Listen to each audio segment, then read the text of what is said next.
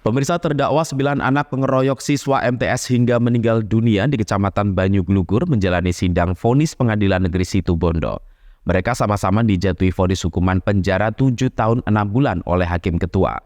Vonis tersebut dianggap sepadan oleh orang tua korban. Sidang agenda vonis 9 anak terdakwa pengeroyokan siswa MTS hingga meninggal dunia digelar Pengadilan Negeri Situbondo. Pembacaan vonis dipimpin Ketua Hakim IGD Karanganggayasa di hadapan pihak keluarga korban Muhammad Fahri Gufron.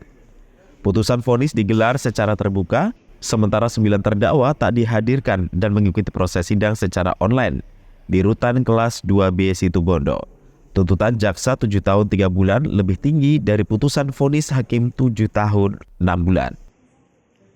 Kesembilan terdakwa inisial DR, MK, MM, MF, IA, MN, MB, AZ, MKH, pidananya terbukti bersama-sama melakukan perbuatan yang berakibat korban meninggal dunia. Hasil putusan kurungan penjara oleh Ketua Hakim, pihak keluarga korban Muhammad Fahri Gufron menerima.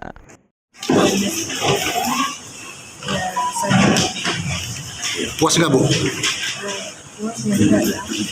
Agak sama. Cuman masih ada sesuatu yang ingin saya tanyakan tentang HP yang namanya KC sudah lengkap. Ya, itu aja. Jadi cuma HP aja ya? Tapi dengan putusan ini sudah menerima ya, Bu ya? Saya menerima. Apalagi kalau memang sudah aturannya seperti itu. Nggak ada upaya lain ya, Bu ya? Nggak ada, cuma yang kecil saya ingin kita mendapatkan jalan lainnya yang masalah yang sekarang jadi saksi. Maksudnya saksi itu meningkat jadi tersangka gitu? Iya.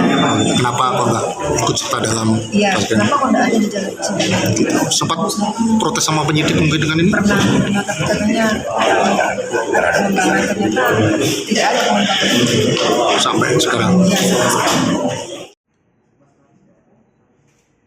Vonis 9 anak merupakan setengah dari hukuman yang dijelaskan dalam pasal 76C Undang-Undang RI nomor 34 tahun 2014 tentang perlindungan anak dengan ancaman hukuman 15 tahun. Tuntutan denda dari KPU ditolak dan diganti hukuman pelatihan kerja 6 bulan oleh Majelis Hakim Pengadilan Negeri Situbondo. Dan 3 bulan. Sekarang semua anak itu dijatuhi pidana selama 7 tahun dan 6 bulan. Kenapa sama?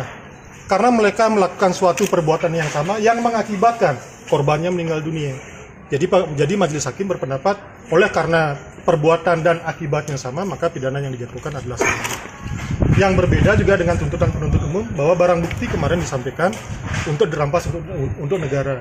Tetapi majelis hakim berpendapat oleh karena keluarga anak yang melakukan tindak pidana ini kan sebagian besar adalah kuli nelayan yang tidak memiliki penghasilan yang tetap, sehingga majelis hakim berpendapat untuk pemenuhan keluarga korban adalah lebih adil apabila barang bukti tersebut yang motor tadi ada dua motor kemudian beberapa handphone itu dirampas kemudian dilelang dan hasilnya kemudian diserahkan kepada keluarga korban, sehingga ada kepastian bahwa keluarga korban mendapat pemenuhan hak-haknya.